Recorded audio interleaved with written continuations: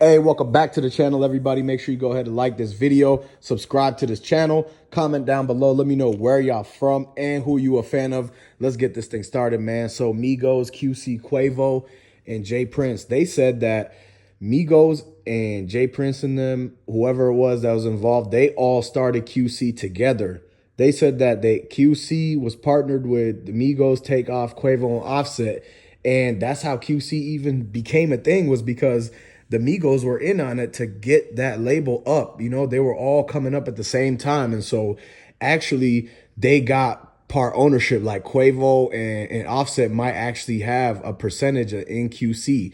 And so when they decided to sell it, they had to be in on the meeting. So they had to have agreed. Like, you got to understand, man, they probably sent them some type of letter or some type of document saying that, you know, do you agree to selling your part, or do you agree? And if you do agree, you're going to get this much back once we sell QC, once we sell all the things QC owns, including the Migos and basically Takeoff's catalog and everything else that comes with it. And, you know, you never know, too, is there a clause in the statement saying that if Quavo and Offset were to split due to an argument, is it different than if the group just decided to split agreeingly, like for other reasons, right? And so you never know. There's always these loopholes, and there's always these things that keep people either bound and have to be like tied into it for a long time. Because sometimes if they break out of that, then it's not going to be a good situation for them, whether it's money wise or career wise or whatever. So they had to go with the flow. Basically, they didn't have a choice in this, because what you got to understand is that they only own a certain percentage of QC. Like the Migos, because they helped start QC and because they helped get it to the level it was, so that they could go sign people like Lil Baby, they could go sign people like Bankroll Freddie and everything like that. And one of the reasons that people are saying that QC even got sold was because Bankroll Freddie had a RICO on him.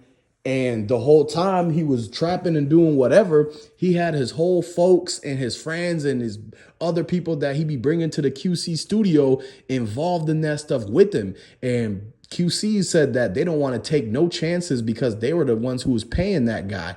And if they paying that guy, and then they're and with the way the music he makes, if they are motivating him to keep making moves like that in the streets so that he could come and sing about it and rap about it and do all that flexing and, you know, basically just rapping about all the stuff like self-snitching, man. Shout out to the lawyer Bruce Rivers, man. He's trying to stop self-snitching. And what y'all got to understand is that everybody nowadays comes on and starts self-snitching, man. Whether it was the fact that, you know, Quavo posted that video of him riding in that drop top through the Fifth Ward in Houston the night Takeoff got sent up, and he was actually with the dudes that was involved in the whole thing. Like, for him to even post that is self-snitching technically. And anytime, like, including John Morant, him posting what he posted, that is all self-snitching. Nobody made a report. Like, all of this y'all posted and put the evidence up yourself. And so once people look at it and they see what's really going on and they start connecting the dots,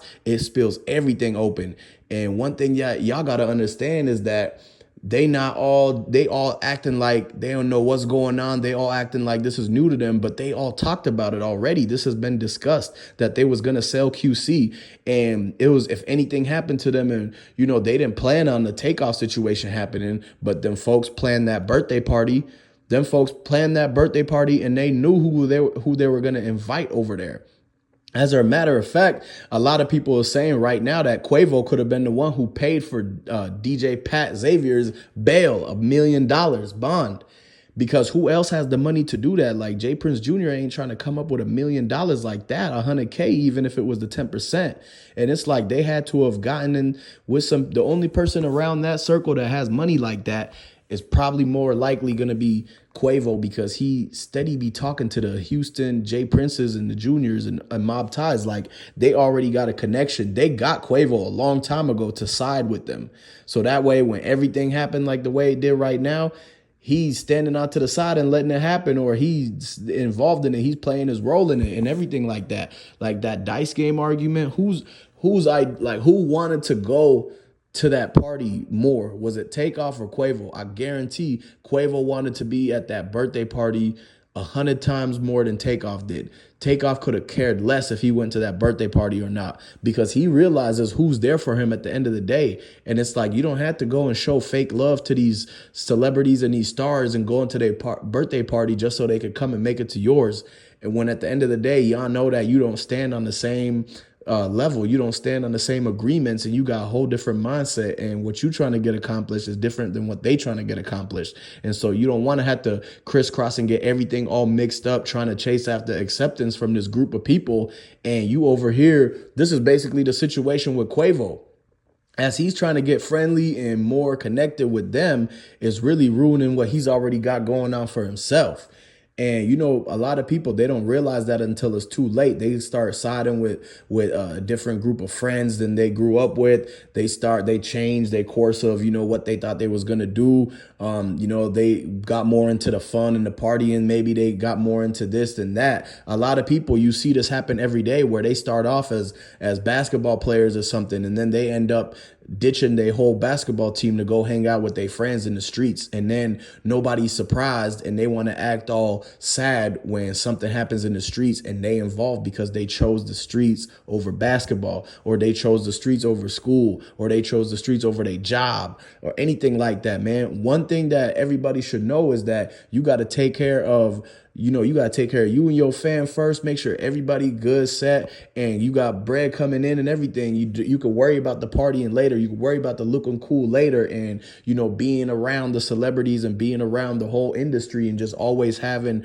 a birthday party to go to. Like, that's what Quavo was thinking. He's like, man, I want to do something. I want to be able to go out and get lit and have fun. He's thinking more in the moment, and Takeoff was trying to think more long term. Like, hey, if I just chill back. But then the thing is that it's the people who keep around you who's going to decide whether they influence you to go and do this, because the peer pressure, y'all got to understand, they peer pressure Takeoff into showing up to J. Prince Jr.'s brother's birthday party.